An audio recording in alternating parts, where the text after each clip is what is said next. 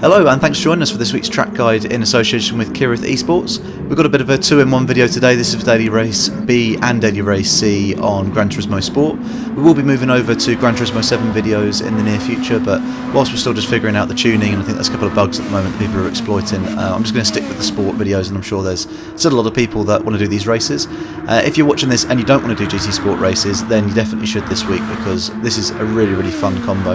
We've got Gr2 around Autodrome Lago Maggiore West. It's 15 laps and you've got to use the medium and the hard compound. So this is for Daily Race C that we're going to do first. I'm using the Nissan GT-R as the best car I think for qualifying and for the race, and I'd recommend trying to get 9 or 10 laps out of the softs. So if you're starting really near the front, then start on the softs and do 9-10 laps. If you are nearer the back or mid-pack, then start on the hard tyre, do 5 laps and then get onto the softs for the rest of the race. So let's break down this lap first of all. We'll then play out the Race C lap in full speed, and then we'll move on to Daily Race B. Let's see how it goes. So the brake balance that we're going for with this car is +2, so that's 2 to the rear, and the first brake marker we're looking out for is the end of the fencing panel here on the right hand side. So about halfway through the end of that panel we're braking, start turning in at the end of the little green wall on your right, and then clip this red and white curb here, down to second, but then we do use first gear just to turn the car in. Make sure that you catch plenty of this yellow, red and white curbing on your right, but then shift up to second to accelerate out. Then we're going to be in third gear coming down the hill here, and it's really important to get on the power early to get a good lap time. So you see, not a full lift there, just a half lift, and then get on the power before you come over the crest of that hill to make sure that you get the best run that you can down this long back straight. As we do come down the back straight here, it'd be great if you could just take a moment to hit the like button if you're enjoying the video and looking forward to the GT7 content that's coming. And the next brake marker we're looking out for is the 50 metre board, so just before the 50, heavy on the brakes, and then trail braking down into second. Make sure you clip a little bit of this curb, and once you're on the curb, feed the power in quite aggressively in second. You are going to need to be ready to shift to third quite quickly there, so make sure that you do so you don't rev the car out or lose the back end. We're then flat through the S's coming up the hill here, and the next brake mark we're looking out for is again the 50 board, but once again you want to be braking a little bit before it, about say 10-15 metres before. Use third gear, come across and use this curbing on your right, feed the power in while the car straightens out, and then just a lift to let the car come across, and you can again start feeding the power in quite early, and you are able to use this runoff on the left hand side. As long as your right tyres don't go anywhere near that white line, you'll be fine.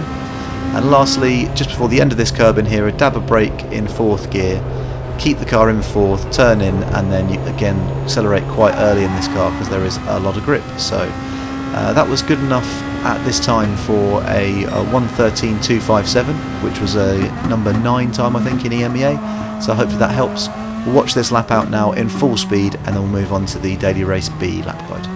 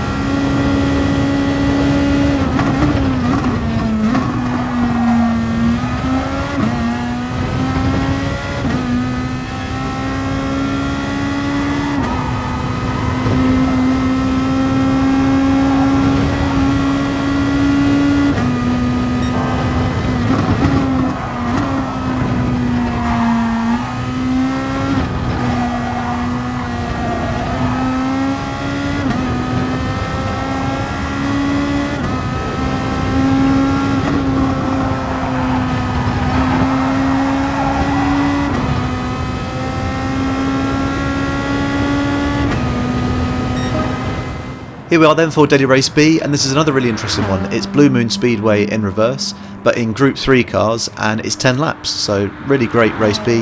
With all the slipstreaming going on over 10 laps, it's going to be interesting to see how the strategy works out and how people are able to get the win. I think even qualifying here, it's going to be important, but you're going to have a lot of chance to make moves in the race, so it should be interesting.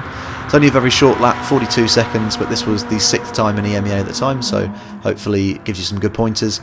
The first pointer of which I'd say definitely have a ghost set up and set it offset to be about half a second in front of you, so You really want to have a ghost to follow. It's going to help so much with your lines in and out of the corners here, because every tiny little movement and gear shift counts when you're trying to get time around an oval circuit. So let's get into it and break this one down.